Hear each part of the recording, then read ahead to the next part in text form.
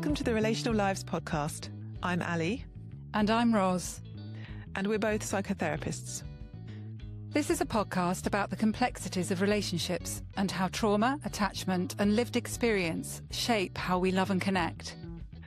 Because relationships are rarely simple, and we want to give you the understanding to unlock your relationship's full potential. If you enjoy this show, please give us a 5-star review and subscribe on whatever platform you are listening on. This also means you'll get notified when new episodes come out. And we enjoy engaging with our listeners, so do reach out with your comments, or you can email us at relationallives@gmail.com.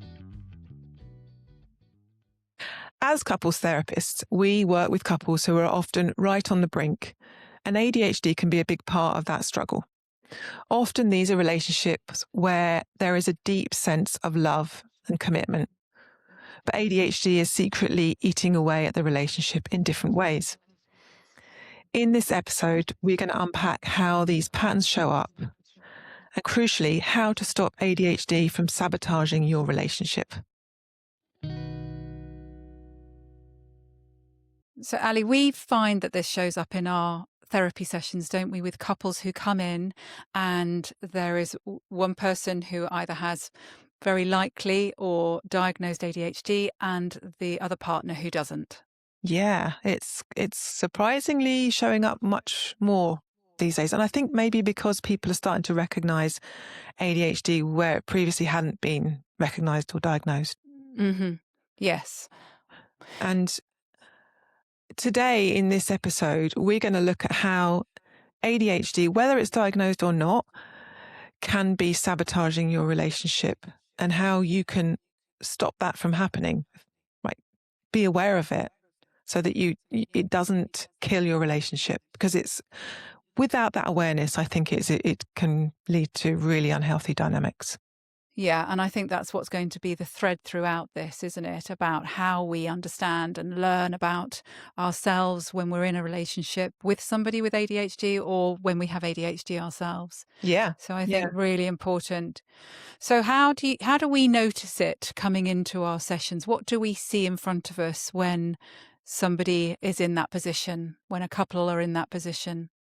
Yeah, so let's just let the listener know. We're going to go through some examples of how this can show up, what we see in a couple session, and what we hear from our couples about the potential of ADHD being part of the dynamic. So we can go through these, and you as the listener can start to think, is that us? Is this happening to us? Mm-hmm. And I think we should just also caveat that with we are not experts. We're not. So we're not experts on ADHD. And so this is going from our experience of working with people and what we hear. Yeah. We're not neuroscientists and we are not neurodiversity specialists, but we have an understanding of how this can show up and what can help. So, and maybe there are specialists out there who would love to come on the podcast. Yeah. And also maybe there are couples who are listening to this who would also like to come on and who maybe have had some therapy themselves and could help our listeners to understand what their experience is. That would be great.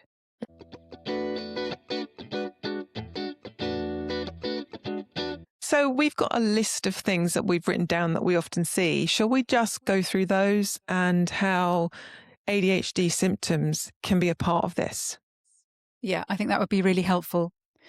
So one of the things we've got on our list is about the sort of division of chores and thinking about them. And chores are often a really big thing, aren't they? That come in between couples anyway, actually. But when there's this ADHD mix going on, it can be really a big thing between couples, can't it? Who does what? And particularly when there are children there's a family. Yeah. Because there's so much to think about. And one of the symptoms of ADHD, if you have an ADHD brain, you struggle to hold in mind multiple things, multiple chores, prioritize them. So yes, it's going to be really hard for that person with ADHD to think in the same way that their non-ADHD partner does. Yeah, it's a different brain style, isn't it? And that present focus is going to be so much more important to the person with ADHD rather than thinking, like you say, planning, Mm. remembering, all those sorts of Yeah, things. because you or I don't have ADHD. I can think, oh, right, these things need doing today. And in my mind, I can think what needs doing first and what I'm going to do later. But Yeah. that's really hard for someone with an ADHD brain. It is really hard, particularly when some of those things, particularly around household menial chores, are really Yeah, boring. So yeah. that's another way, isn't it, that it can show up for somebody with a brain style of ADHD, that actually it's just not interesting enough. It's not interesting to maintain that Mm. interest and focus that they might need Yeah, to it's get that just thing not done. stimulating enough, is it? It's boring No. to that brain. It's like, um, let's be fair, most people don't want to go and do the washing up but Mhm. there's something quite different, I think, about it's how this shows up with someone with ADHD, isn't there? It's like, not only is it boring, it's stressful to do that stuff that's boring. Yeah, exactly. Because there's going to be potentially for one person thinking, I've just got to, I don't know, put a wash on, a laundry wash on. Mm. Actually, how many steps through the ADHD brain are they going through with everything they're having to think about in order to get that done? And I think that's Yeah, something that's so not considered yeah. by the non-ADHD past person, or that actually that brain speed and thought and where they go, how are they going to be able to get all their washing together? What are they going to have to do? What wash do they put it on? Are they going to even remember that they've put the wash on? And then are they going to Mm. take it out? And then actually there's going to be sort of smelly washing. They're going to have to put it through another cycle. Where are they going to find the time to do it? There are so many things that are going So on many to get that steps. one task done. So, yeah, yeah. God, and I don't think about that. I just think, oh, I've got to put the laundry on, and those steps happen naturally in my brain. So the next one is being held in mind. Often at the beginning of a relationship, the ADHD partner has this hyper focus. The relationship becomes the focus, really intense, so much of attention paid to the partner. They feel really special. They are the particular interest at the time. And that can fade quite fairly quickly, I think, Hmm. especially once that long-term relationship is formed and that partner is no longer the hyper focus. No. And that can feel really hard, can't it? And also how it's then going to potentially be taken by the non-ADHD partner, Mm, because they're no longer that focus. And mm. so there might be different meanings they put to that. But of course, we understand with the ADHD brain, why wouldn't it? Why wouldn't you lose in that interest? Because all the chemicals are changing then, aren't they? Yeah. And so they're not going to have that same um, motivation in a way inside themselves, in their brain, to keep them in the same level of interest that they were at the beginning. Yeah. Yeah. So it makes so much sense when you understand where ADHD is playing a part in this, doesn't it? And then Yeah. even more difficult, the hyper focus is on something else. So not Yes. only is it now I'm not focusing on the relationship, my partner, my hyper focus is on something else. Yeah. Because they're going down another path which is more interesting in some respects to their Mm. brain. And New, I think, novel, interesting. yeah. And this is so important, isn't it? What we're talking about is this thread of awareness, this knowing what's going on and understanding, because it can be so easy, can't it, to feel like there's something wrong, rather Mm. than actually, no, this is a brain style and these are things that are in the brain that are happening and cannot be helped Yes. in, Yeah. well, they can't be helped because of the brain, but we can think of ways in which to help ourselves. I think that's Yeah. the You difference, can't isn't it? change what's happening in the brain, but you can look at, okay, this is how my brain functions. How can we better manage this, work around this, Yeah, or work with it? Because it might be a strength. It might be something that indeed. is a really good quality that comes to the relationship. Well, if you think of that spontaneity, that's often a feeling, isn't it? That, the ADHD person will want excitement and want spontaneity to be a way of getting that excitement in a way. And Yeah. that can bring a lot to a relationship, adventure, all sorts of things into a Fun. relationship. Of Yeah. course, fun. Yeah, sure. I What think we've else is already on our list?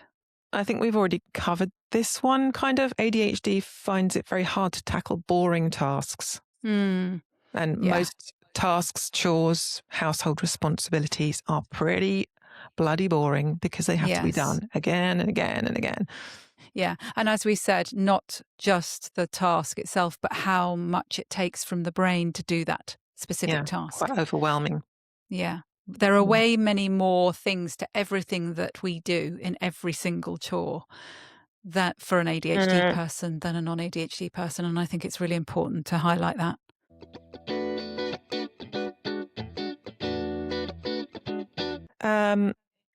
We've kind of touched on this non-ADHD partner not feeling like a priority. I think this is a huge one I certainly see in couples therapy. Yes, me too. Yeah. And I think this goes back to what I was saying about the meaning that we put to something. So when we were the priority at the beginning of the relationship, it makes sense to then think, well, I'm not there. I'm not. That person isn't caring for me in the same way that they were. Or by not doing this particular task when I ask them to help or share with me, I am therefore not the priority again and they don't care or whatever. Whereas actually, again, with this understanding of the ADHD brain, it's not necessarily that at all. No. It's so hard though, isn't it? Because one of the things that we talk about in a healthy relationship is being held in mind by your partner. And an ADHD brain finds that really hard to hold something in mind in general. Yeah. Even if it's their partner. Mm. Yeah. And the key thing is, if you understand this and see it as part of ADHD, like you said, Ros, it means the non-ADHD partner can recognize, okay, it still feels pretty awful sometimes, but there's that recognition that it's not about me. It's not that I'm not important. It's that is really difficult for them. Yeah. And that then brings compassion and understanding and a possibility to then work together. Yeah. Yeah, 100%.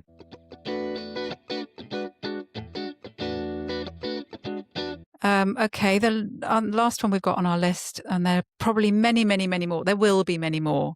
But this one is about how the ADHD partner, well, we kind of covered it actually, stimulating activities to feel okay, and how the non-ADHD person might need something different, might need calm. And I think that's the difference that we haven't spoken about, isn't it? Mm-hmm. Yeah. Yeah. It's kind of similar, but this one is not every ADHD person, because again, it shows up differently. But this need for excitement, stimulation, fun in order to feel okay. Well, in a way, calm. Like, yeah. Well, that's it. I think that's the difference, isn't it? Is that in order for someone with an ADHD wiring to have that feeling like they're okay, like you say, that they can do those things, that they can kind of really get involved in the thing of interest to them, that's going to soothe in some ways or help regulate their system, which often that's the word. is feeling really dysregulated. Yeah. So that if you don't know what that means, it basically means that, that you need it to feel a sense of being okay, a sense that your body is in a good space. And for the non-ADHD partner, hang on a sec, because I think it's really important just to recognise that for the non-ADHD person, that actually they might have been doing all these chores and being really busy or looking after the kids or thinking about whatever. And actually they might need downtime to be calm and might want to do that together. And of course, that's not necessarily going to be the same for the ADHD person. Yeah, exactly. I know couples where the ADHD partner in the evening kind of gets all wired and wants activity and fun, and the non-ADHD partner needs to be calming down, winding down, getting to a place where they're going to be able to sleep. Yeah. And that's key with ADHD brains as well, isn't it? That the whole thing around sleep is a really big issue sometimes. And I think that can often bring in that difference again. It's like somebody wants to go to bed early, the non-ADHD partner, let's say, whereas like you say, the ADHD partner is keeping on going, but also what happens to them in their sleep patterns, because I think that can be impacted by their brain activity. Very true. The other way this can show up, this need for stimulation, is in the bedroom, in the sexual dynamic. The ADHD partner may need to be bringing novelty to their sex life. Yes. Whereas the non-ADHD partner might be wanting less novelty, more what we might call vanilla or connected sex. Yes. I think probably a whole nother episode would be on how ADHD can sabotage the sexual dynamic. Yeah. But important just to kind of flag it as something else that can come in. And yes, let's do another episode on that. Yeah. I think that would be helpful. Okay. So what can be done? Because nobody wants their relationship sabotaged by ADHD. So now we go to our takeaway tips. 3 top takeaway tips. So as we've said throughout this episode, what's really, really important is to become more aware of what's going on for you. So for the ADHD partner, we invite you to take time to reflect on how ADHD impacts you. What symptoms you experience, which may be more than we've said, I'm sure there will be, and how these symptoms might impact the relationship with your non-ADHD partner. And if you can then write those down, you might not be able to keep attention to write them down. That's okay, but just start to become really aware of it. But if you can write it down, and then think about how you can educate yourself on ADHD. Takeaway tip 2. What are each partner's strengths and weaknesses, and how can you each play to your strengths? ADHD people often have a superpower with that ADHD part of them. What is yours, and how does that support the relationship? And discuss this with your partner. What do you each bring? How can you each play to your strengths? And takeaway tip number 3, to think about chores, how can they be broken down into more manageable ways of doing them? So that might be bringing in more fun to do them. Think about how maybe break each one down into a little step. How can whites be separated from darks, or whatever it might be, that you can see those steps broken down. Maybe even put on some really lively music while you're doing it, because that might be really helpful in trying to keep it as a fun activity for you. Find a way of making chores fun. Absolutely. Not that that's very easy.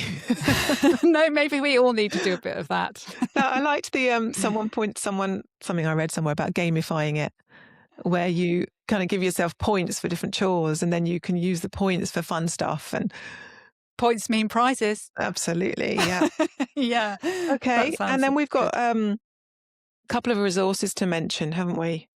We have. We can put in the show notes, but ADHDmarriage.com by Melissa, which is also a book that she's written. Melissa Orlov. Loads and loads of resources on there. It's a really good website. Yes, and there's 2 books she's written, aren't there, that we will put the links on.